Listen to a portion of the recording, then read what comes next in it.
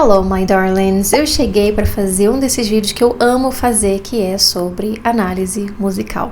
Já preparei aqui o meu chazinho, tô tomando um chá aqui que eu não conheço, vou descobrir se ele é bom. E vocês realmente pediram Chaperone, na verdade 2 pessoas pediram análise de Chaperone, da música The Subway. Então é sobre essa música que a gente vai falar hoje. Primeiro, eu quero que fãs de Chaperone se manifestem nos comentários. Vou esperar. Bom, agora que vocês já se manifestaram, não esqueçam de curtir esse vídeo, de seguir a gente aqui no canal e lembrando que esse episódio também está disponível lá no meu podcast no Spotify, ok? Enfim, chega de conversa, vamos falar sobre The Subway. Em resumo, essa música fala sobre perder um interesse romântico, né? Mas principalmente sobre como é difícil você se desfazer completamente dessa pessoa, porque as digitais dela ficam em absolutamente todos os lugares. Onde quer que você vá, você vai encontrar uma coisa que te lembra a pessoa, uma pessoa que usa o mesmo cabelo, que usa o mesmo perfume. Você começa a ver essa pessoa em todos os lugares, então essa música fala fala muito sobre isso.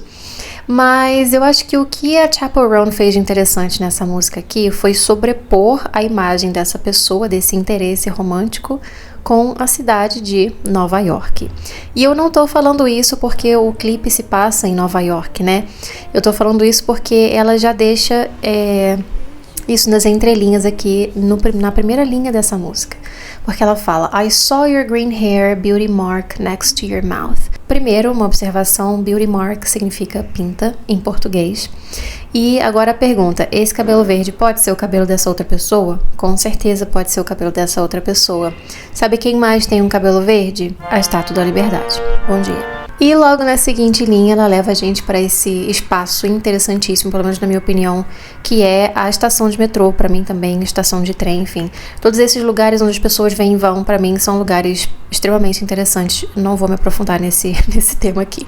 Porque ela fala: There on the subway, I nearly had a breakdown. To have a breakdown, tipo, você ter um surto, né? O metrô, esse grande espaço liminal onde as pessoas vêm e vão, elas estão em transição, né? Então, ninguém fica no metrô para sempre, não, pelo menos não literalmente. E é um lugar onde você não conhece absolutamente ninguém. Então, primeiro, a gente pode pensar que a escolha desse espaço é uma metáfora para esse momento da vida dela, né? Ela tá numa fase que, embora seja dolorosa, porque ela não consegue se desvencilhar da memória dessa pessoa, ela não vai durar para sempre. E segundo, né, como pode ser que num lugar onde ninguém conhece absolutamente ninguém, onde todo mundo é estranho, ela sempre encontre aquela pessoa? Eu acho que isso traz a beleza da música, né, o ponto central da música. E ela segue falando sobre como um tempo depois ela sentiu alguém usando o mesmo perfume, né, desse seu interesse amoroso, dessa mulher que ela amava muito, e isso quase matou ela. Ela fala: It almost killed me. Então temos aí uma hipérbole. Então ela vai elencando aqui, né, algumas pistas sensoriais para falar dessa pessoa, porque primeiro ela usa uma pista visual, ela fala do cabelo verde, do green hair, e depois ela usa uma pista olfativa quando ela fala do perfume. Somebody wore your perfume. E aqui eu acho que vale observar a ocorrência dessa collocation, que é wear perfume. E por que eu digo collocation? Primeiro, em termos muito simples, para explicar o que é uma collocation é como se fosse um match perfeito entre 2 palavras. São 2 palavras que vão perfeitamente juntas, elas se dão as mãos e elas são fortes para sempre. É basicamente isso. E para ser uma collocation em inglês, né, para que eles considerem isso como uma collocation, essas palavras precisam aparecer juntas em uma frequência natural e que soe correta para um nativo, né? E wear é o verbo padrão para falar de perfume, para falar usar perfume ou passar perfume. Fiquem com essa informação aí. Seguindo aqui no pré-refrão, ela segue falando sobre o tema da passagem do tempo, mas que também reflete aí talvez uma certa esperança de que isso um dia acabe. Porque ela fala o seguinte: It's just another day, and it's not over till it's over. It's never over. It's not over till it's over foi uma frase popularizada por um jogador de beisebol do New York Yankees.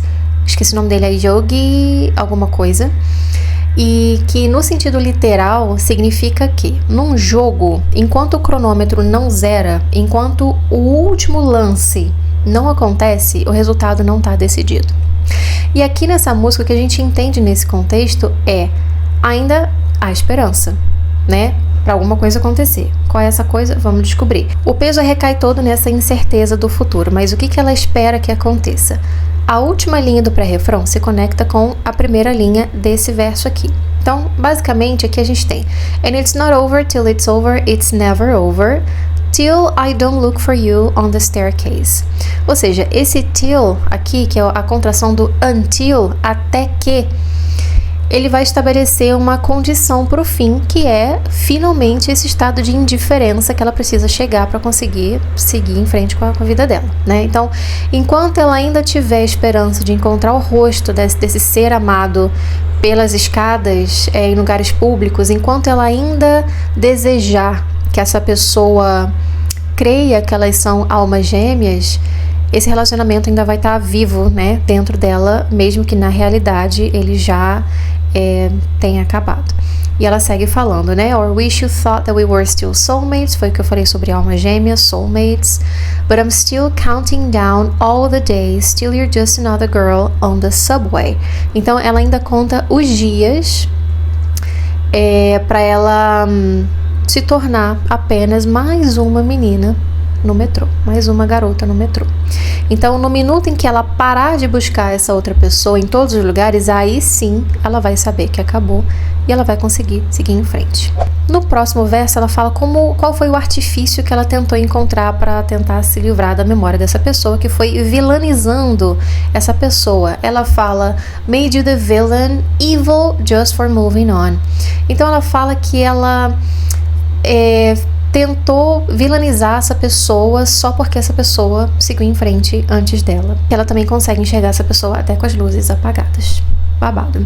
Mas ela fez uma promessa aqui, que é o que ela fala nesse pedaço aqui da música, né? Então aqui a gente tem um outro exemplo de collocation com make a promise, que é você fazer uma promessa, que se em 4 meses isso não passasse, ela se mudaria para outro lugar, né? Porque quem sabe assim o fantasma dessa outra pessoa deixaria de assombrá-la. Depois ela repete essa ideia de enquanto eu não quebrar a rotina durante as preliminares, então ela vai mudar esse refrão aqui, ela agora fala de preliminar. Ela usa a palavra foreplay, que me faz pensar em outras músicas dela, mas também me faz pensar em como essa música aqui me lembra Casual. Posso estar ficando louca, mas me lembra muito Casual, mas enfim. Aí ela fala, né, enquanto ela não quebrar a rotina durante as preliminares com outra pessoa, mas qual que é essa rotina? O comum para ela é, durante as preliminares com outras pessoas, ela fala o nome dessa pessoa que ela ama, dessa pessoa que ela não conseguiu esquecer. Então, ela, a partir do momento em que ela deixar de fazer isso, ela vai saber que ela está pronta para seguir em frente. Porém, enquanto isso não acontece, ela vai continuar contando os dias para essa pessoa se tornar apenas mais uma garota no metrô. Repetindo, né? Enfim, a gente chega nessa outro, onde ela repete she's got away e na seguinte linha, she got away. Gosto dessa parte. Eu gosto desse double entendre. Ó, falei francês. Arrasei. Só que não, tá tudo bem. Tá tudo bem porque esse é um vídeo de inglês, então não faz diferença. Mas enfim, esse duplo sentido que ela fez aqui, eu já vou explicar pra vocês porque que, pra mim, né, que eu tô dando a minha visão da música pra vocês, é um duplo sentido. Bom, ela faz um jogo de palavras aqui e que pode confundir a gente porque elas são muito próximas, né? Então, primeiro ela fala she has got away, ou seja, she has away, mas ela usou she has got away, ela usou has got e não have sozinho, que imagino eu deve ter sido por conta da cadência, porque o have got adiciona mais uma sílaba aí, então o verso ele fica um pouco mais cheio, ela cria uma cadência um pouco melhor para rimar com o resto da música. Outra observação é que o have got é muito usado no Reino Unido, então ao invés de você falar, por exemplo, I have a car, muita gente fala I've got a car, I have got a car. Mas tem uma outra coisa também, esse she has got away também pode ser uma referência a Billy Joel, que foi um cantor americano do Bronx, se não me engano. Enfim, cantor estadunidense, um estadunidense que tem uma música chamada She Has Got Away e que é uma balada romântica bastante famosa. Então, temos aí duas referências, né? 3 referências a Nova York, com a Estátua da Liberdade, com o New York Yankees e agora com o Billy Joel. Mas voltando aqui, né? Além disso tudo, essa frase pode significar que essa pessoa tem um jeito especial, tem aí um je ne sais quoi. Nossa, eu estou obcecada com francês hoje. E isso explicaria porque ela ficou tão amarrada assim nessa pessoa, né? Mas logo em seguida ela fala she got away. Ou seja, ela fugiu, ela escapou, ela foi embora. Então, através dessa visão, a gente entende que primeiro ela explica por que ela ficou tão louca por essa pessoa e depois ela fala que essa pessoa foi embora. Mas se eu parar aqui, essa música vai terminar triste, né? A gente vai terminar deprimida porque a gente gosta de quê? De finais felizes. Então eu vou oferecer para vocês uma outra perspectiva sobre esse final aqui. Em vez de a gente entender que esse she has got away, ela tem esse jeitinho charmoso, etc, etc, esse mesmo way pode fazer referência à capacidade da protagonista de navegar por esse luto. Ou seja, ela tem um jeito de sair disso, né? E quando ela finalmente fala she got away, a gente pode entender que sim, ela superou esse momento e que ela finalmente vai seguir em frente. Eu particularmente prefiro esse final. E é isso, falamos sobre The Subway. Vocês ficaram com alguma dúvida? Vocês têm alguma questão sobre, não sei, vocabulário, alguma construção específica? Se sim, deixa aqui pra mim nos comentários. Não esquece de curtir esse vídeo e seguir a gente. E recomendem mais músicas que vocês gostariam de ver analisadas aqui com a gente, tá bom? Obrigada pela companhia, um beijo e até o próximo vídeo.